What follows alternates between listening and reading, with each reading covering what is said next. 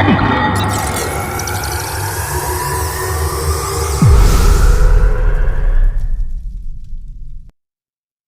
guys, Hal here coming at you with another movie review. Thank you for clicking on this video and welcome back to the channel. If you haven't already, please remember to like and subscribe for more. So today I'm going to be discussing Christopher Nolan's The Odyssey. This made my top 10 most anticipated movies of 2026 and I finally got to see it. So did it live up to the hype? Let's find out. So The Odyssey follows Odysseus, a legendary warrior trying to make his way home after the Trojan War. But getting home isn't easy. His journey is filled with monsters, gods, deadly temptations, and impossible choices. It's an adventure about survival, loyalty, family, and never giving up, no matter what stands in your way. Now, don't worry, because I'm not going to be going into any spoilers for now. I will give you a clear warning later on in the video when I'm going to be discussing full spoiler talk. So the first thing I want to discuss is the scale of the movie. As soon as the opening starts, I really got this feel that this was going to be a huge film. And I never really got that actually from the trailers that I saw. I was a bit worried that actually it was going to feel a little bit small, but I should have known more so really coming from Christopher Nolan that was never going to be the case. There's this opening shot where it's over the sea and it's zooming in on a beach. You've got the Trojan horse sticking out of the sand and all these horses coming up on the beach. And it's a brilliant shot. And I really thought to myself, that's where this film's going to be going, is epic cinematography. And as I say, the scale just feels massive.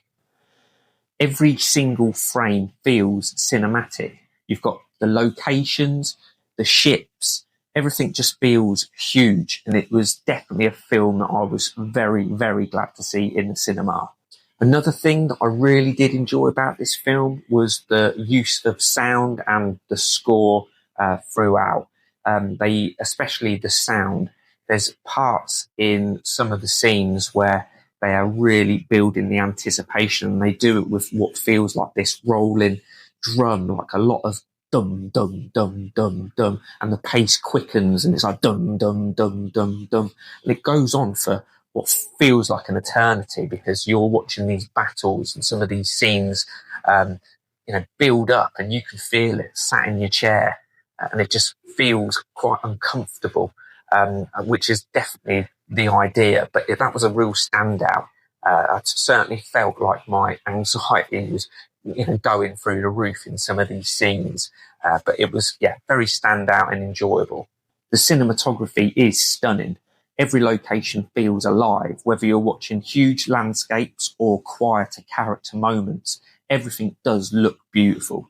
There were several moments where I genuinely just stopped just to appreciate how incredible everything looked. I thought the performances were pretty good as well. I wouldn't say anyone's going to be winning any Oscars or anything for this, but, I believed in the characters and, they certainly make me feel like I wanted Odysseus to get home. So I thought Matt Damon was definitely the standout.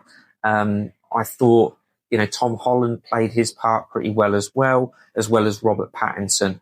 I do think that, what did take me out slightly was the fact that leading up to this film in the cinema, there was a trailer for a Brand New Day Spider-Man, which has Tom Holland in, it has Zendaya in, and it also had the chap that plays, the Punisher as well. And they're all in this film. And that kind of took me out slightly because I was thinking, that's quite strange actually that they've all just, they filmed Spider-Man and now they're in this as well.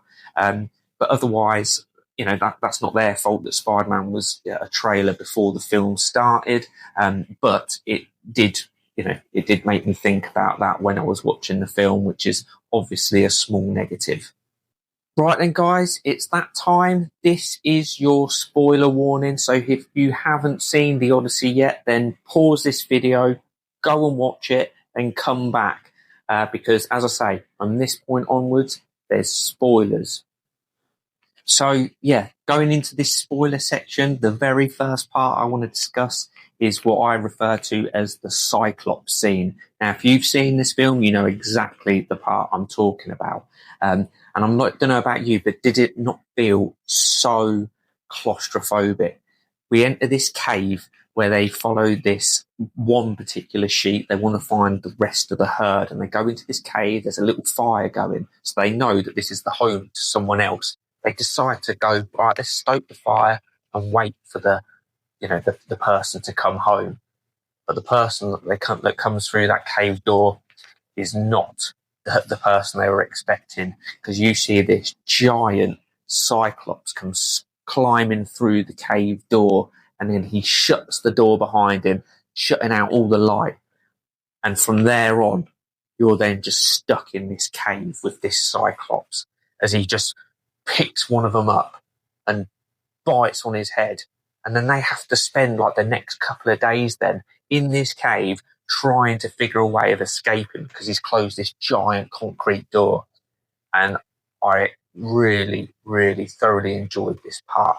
It was an excellent scene because you see some of the soldiers attempt to escape, and some of them do, and they get out the door, but the camera never goes out there, so you never feel like you're getting a breath of fresh air. You're in there with them until they manage to finally get out. And I thought it was just a really, really good scene, massively done. Another scene that I really enjoyed, and probably the most shocking scene of the film for me, I couldn't believe it. It felt like there was, well, it definitely was some like body horror, which was a real surprise to me.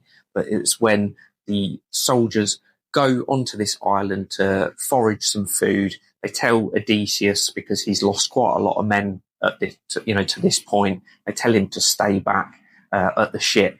They then approach this house where they encounter this woman. She seems very scared to have all these soldiers obviously just come up to her house. But she says to them, I've got plenty of food, come in. So they all sit at this table and they all start eating this food. And then from there on out, it's chaotic and quite horrific. They're all eating this food like not only are they starving, but like they've never seen food before. It's very unsettling the way they're just all shoveling it in, and they're acting quite strange. And the next thing you know, this woman then stands up. She goes over to one of the soldiers and starts rubbing his head, and you're like, what's happening here? And she starts like contorting and moulding his face into what appears to be like an animal. At first I was thinking, what is she doing? She's like really, you can hear all the crunching stuff of his skull, and she keeps moving it into like a narrow features. I thought it was going to be turned into a rat or something, but no, in the end she eventually turns them all into pigs. And it was truly, truly horrific, and such a standout, iconic scene. Like, that's a scary witch, someone that's able to just totally not just click their fingers and put you under a spell, or instantaneously turn you into an animal. No, she will morph you and change you physically like you're a piece of putty into an animal. It was amazing. And some of the people that were in the cinema seats next to me, you could tell we were like, Jesus Christ, because I was not expecting that whatsoever. You let me know in the comment section if you felt the same way. I also loved how the film balanced these like huge action sequences with quite emotional moments. It never forgot like the heart of the story for me. That's what makes this adaptation work. It's not just about monsters. It's about one man's determination to get back to the people he loves. And that really does work. So overall, I had an amazing time with The Odyssey. The scale is breathtaking. The sound design and the score are brilliant. And now Christopher Nolan has got an amazing epic added to his already brilliant movie list. So yeah, I would give this film a solid 8.5 out of 10. So yeah, that's been my thoughts on The Odyssey. Now I'd love to hear from you. So please let me know what you thought of this film in the comment section below. Do you think this is one of Christopher Nolan's best or a bit of a misfire? Please let me know. So yeah, please remember to like, comment, subscribe, hit that notification bell, because when this baby hits 88 miles per hour, you're gonna see some serious